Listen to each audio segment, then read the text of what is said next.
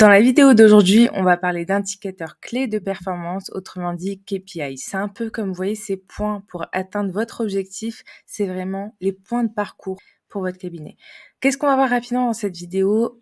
On va commencer par pourquoi et comment utiliser les KPIs, quels KPIs mettre en premier dans votre cabinet, comment les assigner à des postes clés et les tenir responsables. Mais avant toute chose, je me présente rapidement. Je m'appelle Kamila Ilakadi, je suis expert comptable diplômée et avec iWhite, j'ai 3 missions. La première, automatiser votre cabinet. La deuxième, faire en sorte que vous ayez plus de clients en automatique sans que vous ayez à dépenser de l'argent dans des publicités. Et la troisième, formez vous ou vos collaborateurs dans tout ce qui est automatisation pour que vous ayez un cabinet qui travaille pour vous et non l'inverse. Maintenant que j'ai dit ça, pourquoi c'est important pour votre cabinet d'avoir des KPIs? Parce que on base trop souvent nos décisions sur de l'émotion. Alors qu'on pourrait avoir des chiffres clés qui pourraient nous donner une vision réaliste et factuelle de la situation, mais à côté de ça, on passe à côté de plein d'opportunités parce que tout simplement, nous n'avons pas les chiffres qu'il faut au bon endroit. Concrètement, ça va nous permettre de minimiser les risques puisque maintenant, vous saurez exactement d'où vient le problème. Et deuxième chose, il vous permettra d'identifier et de corriger plus rapidement le problème puisque par exemple, si vous constatez qu'il y a moins de ventes et que le nombre de recommandations par client que vous avez généralement n'est pas atteint pour le mois en cours, vous savez exactement que, ok, potentiellement, le problème vient de là, il faut se référer à la personne concernée, etc. Donc, pourquoi c'est important? On l'a vu. Comment on va mettre ça en place pour vous, expert comptable? J'ai en tête l'idée d'un tableau de bord de voiture. Il y a des clignotants qui s'allument dès qu'il y a des choses à corriger. Vous êtes maître à bord, vous avez ce tableau de bord devant vous. Certains le créent dans un CRM, d'autres sous Excel, peu importe. L'idée, c'est vraiment de l'avoir sous les yeux pour que tous les jours, toutes les semaines, vous preniez 5 minutes de votre temps pour vérifier que tout est OK. Vous demandez à vos équipes de se mettre un rappel en fin de journée ou en fin de semaine pour compléter l'Excel et la ligne qui les concerne. Vous avez les chiffres à date et vous avez une vision claire pour votre cabinet.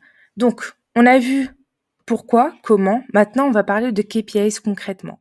Quels KPIs mettre en premier pour votre cabinet? Je vous ai créé une liste de 30 KPIs avec la fréquence de collecte à mettre en place. Mais avant de vous le présenter, deux petites précisions. La première, il faut vraiment subdiviser votre cabinet en départements. Même si vous êtes un tout petit cabinet, peu importe. Moi, j'en ai repéré 3, même si en soi, dans les faits, c'est pas forcément le cas. Par exemple, si vous êtes un cabinet de 5 personnes, forcément, il n'y aura pas 3 départements. On doit considérer ça comme des départements. Le premier, marketing/commercial. Le deuxième, production. Et le troisième, RH management. Maintenant qu'on a les départements, on va sélectionner 8 KPIs, pas plus, parce qu'au-delà, ça va être beaucoup trop d'informations et parfois c'est un peu des informations superflues. On va sélectionner 8 KPIs qu'on va répartir dans chacun de ces 3 départements. Et dernière précision, on veut assigner les KPIs à un poste et non à une personne. Pourquoi? Parce que si on assigne ça à une personne, la personne va partir. Derrière, on perd potentiellement certaines informations clés pour votre cabinet. Nous, on veut avoir tel poste, telle information. Peu importe les flux entrant, sortant dans votre cabinet, vous avez la vision globale pour votre cabinet sur les 5, 10, 15 dernières années. Je vais vous donner un exemple. Vous êtes en réunion, on est 6 autour de la table, vous constatez que le chiffre d'affaires de votre cabinet ce mois-ci est en baisse. Vous posez la question, mais aucune personne autour de la table n'est capable de répondre à cette question. Pourquoi? Parce qu'à partir du moment où la personne n'aura pas la responsabilité de cette action, derrière, il n'y aura pas d'action, tout simplement. Donc vraiment, il faut assigner cette action-là à ce poste-là et non pas à cette personne-là. Certains cabinets n'auront pas le temps de s'occuper de la partie marketing commercial, pourtant c'est vraiment le socle de tout cabinet. Vous pouvez l'assigner à des tiers comme iWhite ou désigner une personne qui a un peu plus de dispo et qui s'occupera de ce poste-là, même si en soi, on sait que dans les faits, c'est très compliqué d'avoir de la dispo en cabinet. Mais il faut garder en tête que notre profession évolue. On a beaucoup de concurrence, les choses bougent très très très vite ces derniers mois. On est dans une vision long terme, on veut faire évoluer la nature de notre chiffre d'affaires, pas uniquement faire de la présentation des comptes, voire au-delà. Et pour ça, il faut un système en place, un système qui soit solide et qui vous permet d'avoir des flux entrants en récurrent, en continu, pour que vous, derrière, vous soyez un peu plus apaisé, même si c'est compliqué quand on est expert comptable. Maintenant, je vais vous montrer les 30 KPIs que vous pourrez mettre en place au sein de votre cabinet. Ok, en gros, ces 30 KPIs, ils ressemblent à quoi?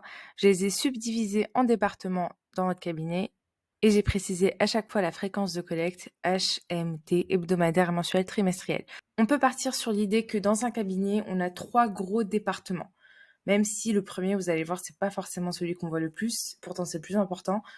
Premier département, commercial marketing. Deuxième, production. Troisième, RH management. Pourquoi le premier, on en parle peu en cabinet parce qu'en général, on a de nouveaux clients par bouche à oreille. Les clients, ils restent pendant des années, si tout se passe bien, au sein de votre cabinet. Et vous n'avez pas forcément cette démarche-là d'en chercher de nouveaux. On est assez peu proactif à ce niveau-là. Pour les cabinets qui souhaitent augmenter leur CA, c'est complètement possible à partir du moment où vous aurez des chiffres clés qui vous permettront d'aller au bon endroit avec les bons outils. À titre d'exemple, on va parler de valeur à vie du client. En anglais, on va appeler ça lifetime value. C'est quoi concrètement? C'est le CA apporté par ce client depuis son entrée dans votre cabinet. L'idée, ça sera de faire évoluer cette relation pour que ça ne soit pas simplement une mission de présentation des comptes, mais d'ajouter autour de cette mission plein d'autres missions qui vont venir grossir le chiffre d'affaires, la valeur à vie du client, la lifetime value pour votre cabinet. On peut aussi parler de nombre total de clients, nombre de nouveaux clients. Encore une fois, si vous souhaitez être accompagné par iWhite, vous avez un lien pour notre calendrier ici. Taux de fidélisation des clients, taux de satisfaction client, c'est très très important. On ne le demande pas assez en cabinet. Et pourtant, on peut complètement automatiser ce process. Je vous explique également ici comment faire tout ça avec l'automatisation d'envoi de questionnaires trimestriellement, etc. Il faut également mesurer d'éventuelles pertes de CA, un total de CA collecté, taux de recouvrement des créances, nombre de recommandations de clients existants. Je reviens à mon premier exemple.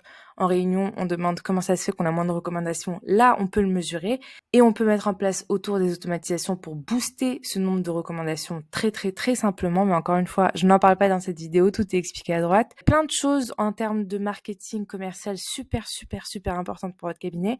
Je vous laisserai regarder ça plus en détail. Pour tout ce qui est la production, ça sera basiquement le nombre de déclarations fiscales effectuées, taux de clôture des comptes dans les délais, etc. Pour ce qui est du RH management, on va ici parler de taux de rétention des collaborateurs, nombre d'heures facturables par employé, taux de satisfaction du personnel, nombre de processus administratifs automatisés, etc.